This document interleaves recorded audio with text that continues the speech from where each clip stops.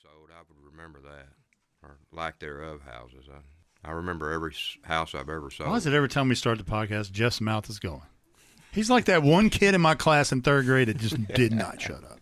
I'm just kidding. I'm joking. No, this is the funny stuff we like to throw in the front. Uh-huh. I will say, I didn't tell anybody illegal, this, by the way. What's that? What's illegal?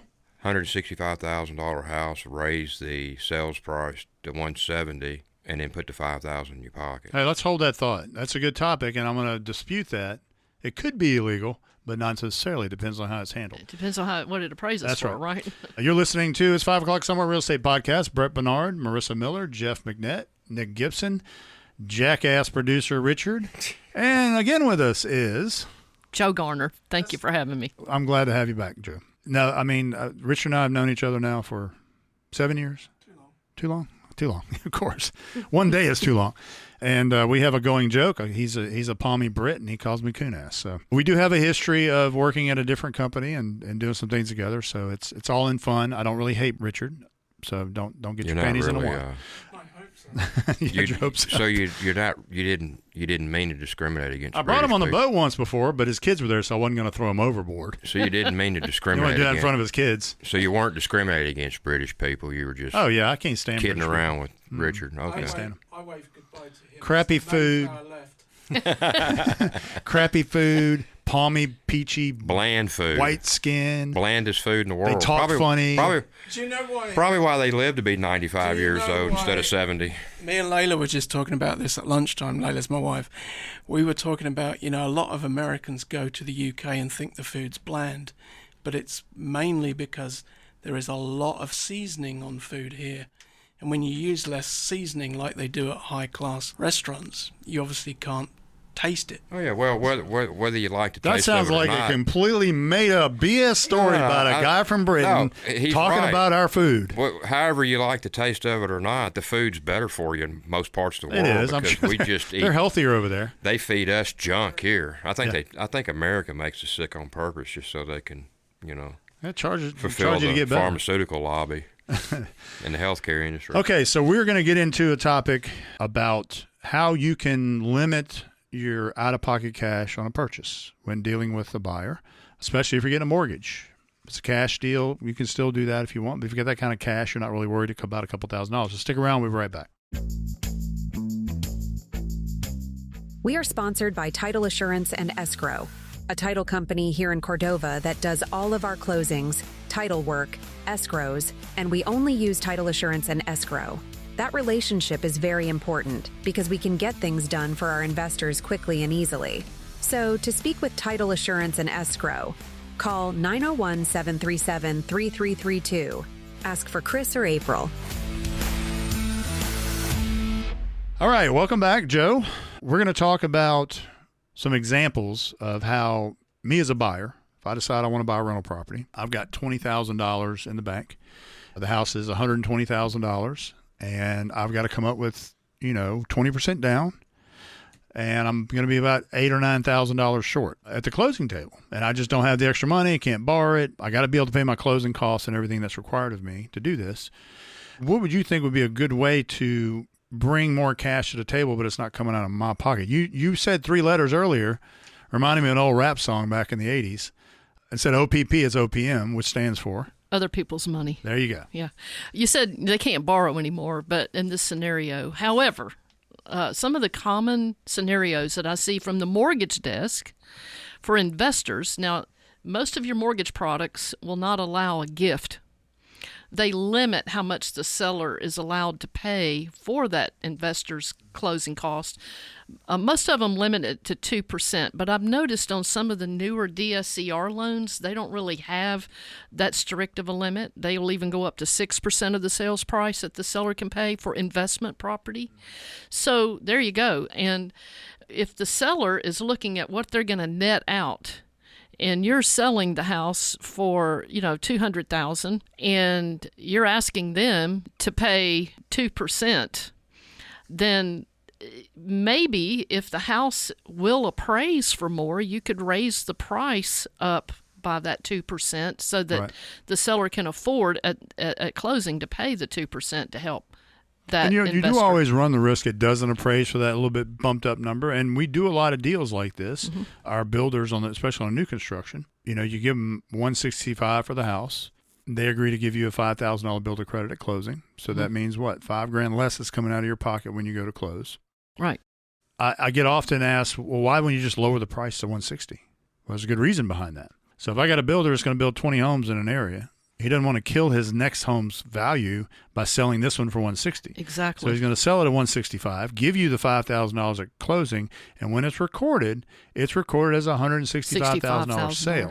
Now his next build, his baseline is $165. Now he can pump that next one to $167 and then $168.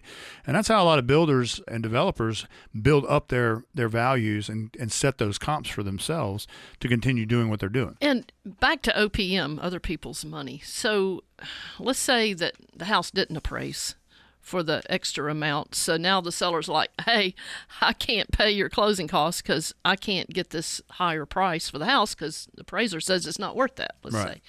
Okay, well, other places that we look and we see investors go for money is maybe they'll pull a little on the equity line that they have secured on their primary residence. Most of them don't like to do that, but if they're in a pinch, they'll do it. If it's not a large amount, they'll pull on an equity line on their current house. You can borrow that money. It's not unsecured money. It's secured, and that's another thing. You can't borrow unsecured. Can't get a gift. So, but your home equity line's secured on your primary residence. So that's a nice little place to go to get pick up some extra money. Cash. Okay, another place. I have one investor he borrows against his 401k. Now he'll borrow against it, and then he'll flip something, and he'll pay all of that back. So he says, hey, I only use this for emergencies, and every time I sell a house or make a profit, I'm going to pay this off because I want it to be available to me the next time I need to pull He's secured borrowing from money. Himself. And you can do that without any penalty, correct? Joe, right, and most of the time without a payment. Most of the time without a payment. Joe, let's go back to gift for a minute. I'm $2,000 short of my down payment. I call you up 2 days later, I've got the money. How do you know my father didn't give it to me, my sister-in-law? Right. Oh, that's such a good question, Jeff. I'm not going to tell you where I got it. I have the rest of the money. Well, it depends on who drop it there? Is actually doing the loan, because who has the gold makes the rules, as you know. So whoever is funding that loan makes the rules on what they're going to allow on the loan. But most of the DSCRs, not all, and all of your traditional loans that you get through the government are going to want to verify any large deposits that suddenly appear. And they're going to make sure that it wasn't borrowed money, or in the case of you being an investor, they want to make sure it's not a gift. Now, if you're buying a primary residence, you can use gifts. Well, let me reword that for you real quick. I didn't borrow the money from Nick. Nick didn't give me the money. Nick is my business partner, and we've just created a $150 LLC online, so that's where the other money came from. Right. Well, yay or nay? I'm not the one to make the call. It's a fair question, but my job Brett as said a get mortgage creative. officer. I'm just trying to get No, creative. that is creative. It really depends on whether the underwriter's a Nazi or not. A lot of them are. We document it, we turn it in, and we have pretty good underwriters that are common sense underwriters. On a traditional loan, if you did an investment property through like Fannie Mae or Freddie Mac, they're going to be really strict on where does that extra $2,000 come from. DSCRs, they do have their rules and regulations per program, but some of them aren't so strict on a small amount like that. Right. I'm just curious. So, and would you, let me ask you this, so would you give that advice to someone if they come to you and say, Joe, I want to buy this rental property. How much do I need to put down? You say, okay, you're going to need $25,000. They're like, oh, crap, I only got 21. Well, would the advice to that person be, well, let's go back to the builder or the seller who's making $30,000 on the house, and go to him and say, would you be willing to give him a $4,000 closing credit to make up the difference? And would that be allowable? Because, that builder would much rather take $26,000 home than zero. I agree. As long as you're within the limits on whatever that loan product has, like some DSCR products, like your traditional Fannie and Freddie, they say seller can't give more than 2% of the sales price toward closing. But now some of these DSCR products, I've noticed last night I was looking at one, it's 6%. Yeah. So that that covers a lot, 6%. Well, Joe, let me ask you a question. So guy needs 29,000. He's only got 21. Builder won't do what Brett just asked him to do. That deal falls apart. We're back to square one. Can you, professionally, legally, or whatever, advise that client, hey, maybe we should look at a smaller property that only requires a $20,000 down payment? Can you give that person that kind of advice, or no? Well, first of all, just to be fair, we're using hypothetical stories Oh, here. yeah. But most of the products that involve investments, they're going to want, not only are they going to want that person to have enough money to close, but they're going to want money in reserves. Now, traditionally, what we do is for reserves, we'll use an IRA or some type of instrument that they're not going to want to pull money out of anyway. 401k or whatever. Right, Yeah. because we're just going to show, well, in an emergency, if they needed to, they could take that In amount other words, you don't out. have to liquidate your 401k. Well, that just would seem pull like a statement that would and show just that seem I've like- got 50 grand set in a 401k. That would I seem could like the access if I simplest needed. thing to do. You know, I'm looking at buying a $180,000 investment property. I have probably a little bit more than I need to chew off for my first one. Brett, show me some $140,000. No, I just did that. I mean, we Now just went through that. I've got my $20,000 down payment, and I've got $10,000 in my savings account. Okay, and so Now, another story is somebody they'll sell something. They'll sell their jet skis and their other things. I have to show a bill of sale. I have to show that it was sold for a normal Right. appraised value for that item. I've had people do that, or one fella said, you know what, I'm going to bring my dad in on this one. Now, they were short more than $8,000. And Dad is going to, we're going to use his money because now it's not a gift because Dad's on the loan with the son. Right. Okay. All right, well, let me pose this But question. if you're going to go into all this, I'm going to you're- find a way to make it work. if you're Now, going I'm to not go, a financial advisor. if you're going to so- go into all this on the front end as a buyer, investor, whatever, maybe you should get all your ducks in a row and figure out what you're getting into, or get Well, get that's some what I do. information Yeah. from you, Yes. and then go back and talk to Dad, and Dad dumps $30,000 into my account to do this. If it's all pre-existing before we've made application for a loan, Right. it's Like it's 30 my money, not 30 my dad's days money. old, 60 days Yeah. old, depending on the product. It needs And to have that's some another seasoning. It thing. just can't They'll show up just the day put the before. money in there and There let you it go. season. Then it's his. Yeah, okay. Good Okay, point. well, Joe, let me ask you this question, and because I really don't know the answer to this. So let's say we're in this situation, and the guy needs $3,000. We've used a builder credit, and the guy has no more access to pick up that $3,000 additional that he needs. Is our closing cost, attorney's fees, and all that on the HUD, are those considered gifts from the seller if they just cover that? If they agree to cover all closing costs, no differentiating between buyer and seller, are those considered a gift, Wow. a contribution, or is it just part of the deal?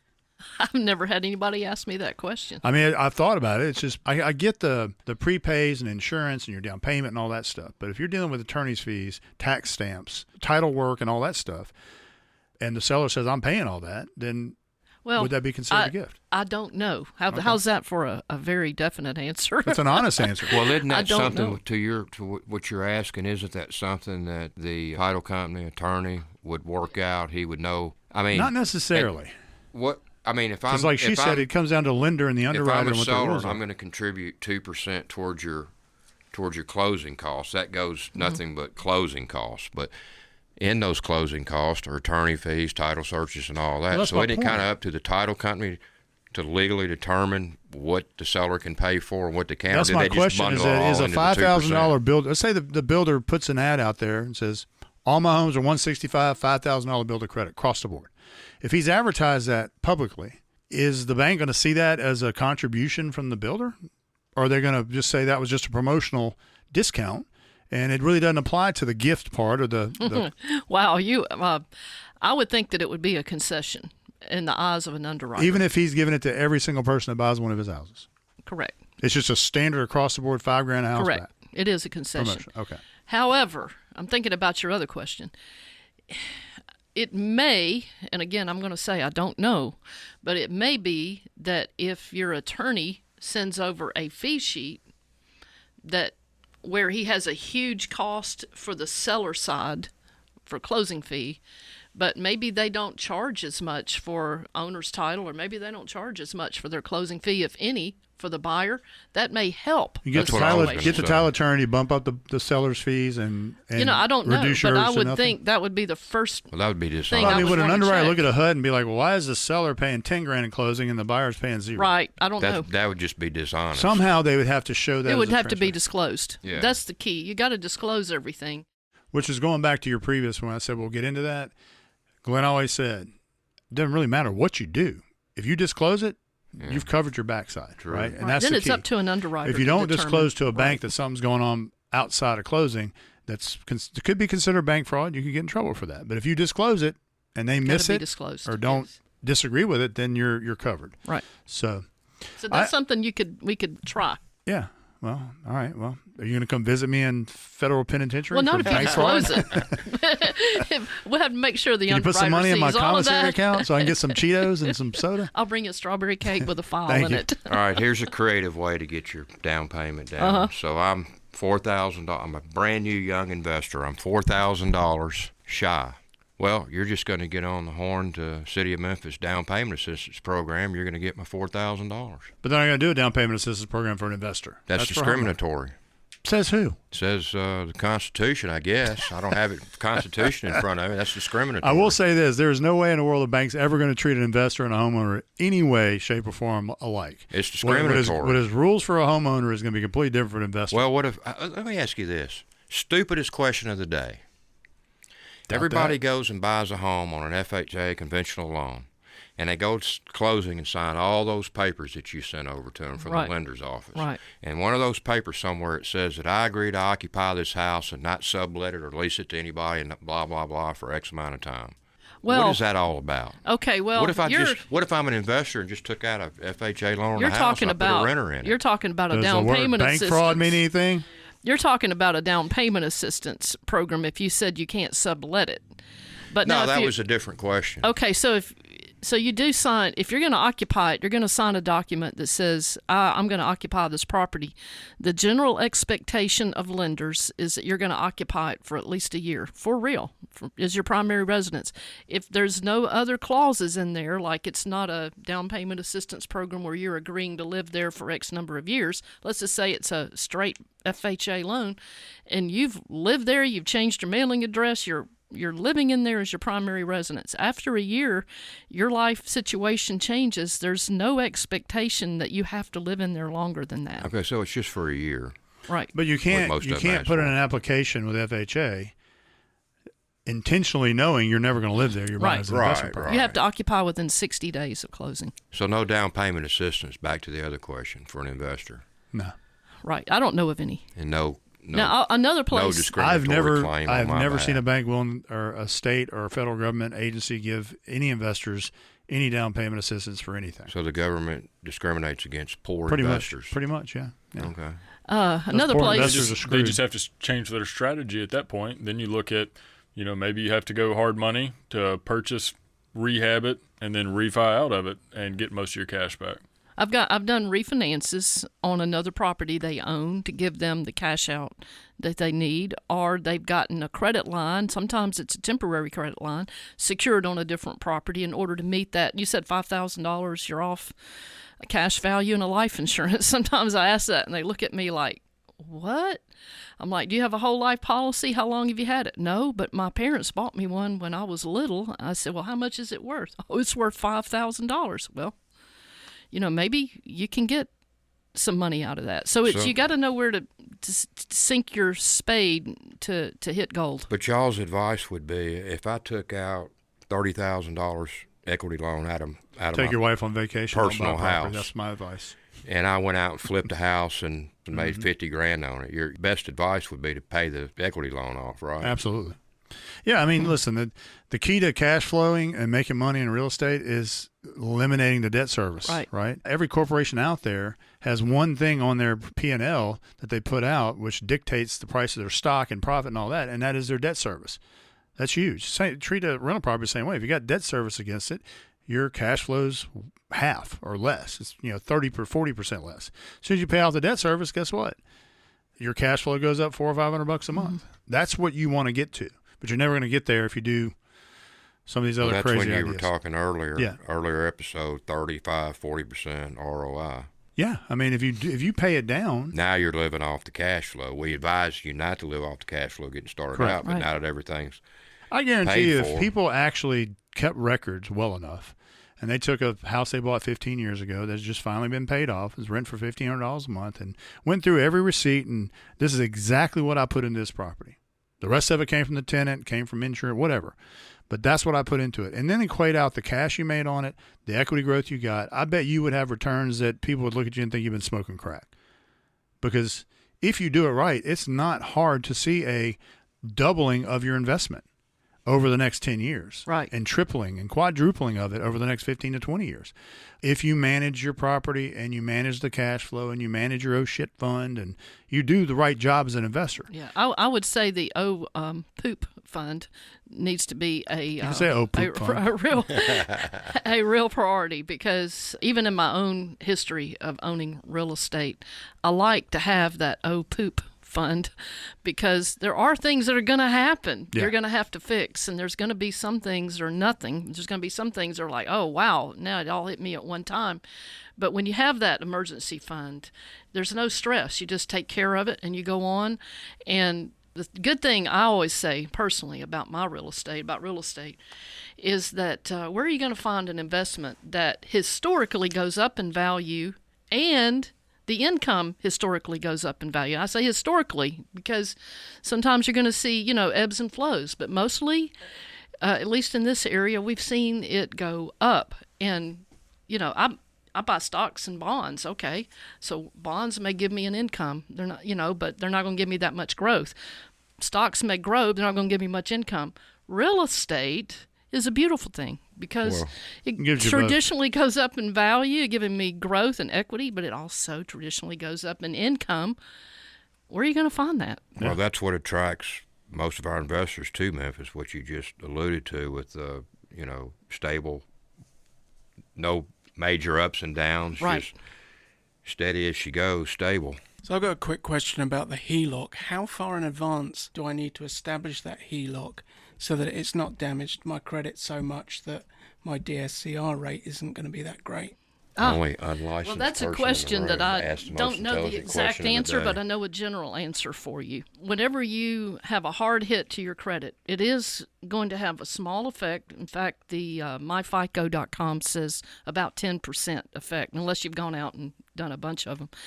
And another thing I would say about a home equity line, that's a revolving variable rate.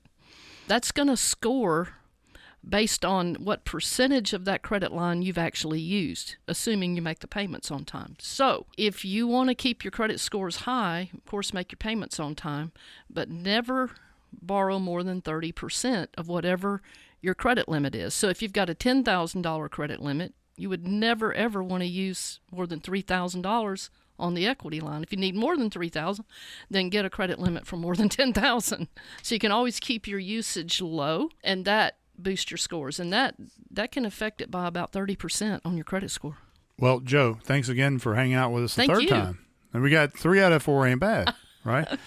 If you want to reach out to us, 901-692-7401, mymemphisinvestmentproperties.com. And Joe, how can they get in touch with you? Because here's all this crap we keep talking about, just call Joe. Call Joe, and then your next call is to us. We'll take a test drive on some mortgage products and see what feels best for you, what's going to fit you best on your investment. I'm Joe Garner in the mortgage business. Pick up the book, Choosing the Best Mortgage, the Quickest Way to the Life You Want, on Amazon, Barnes & Noble. Connect with me at jogarner.com. Wonderful. Thanks, Joe. And everybody have a great day. See you next time. For more common sense real estate tips, listen and subscribe at 5o'clocksomewherepodcast.com. The 5 O'Clock Somewhere Real Estate Investor Podcast is a Sound Ideas Group production.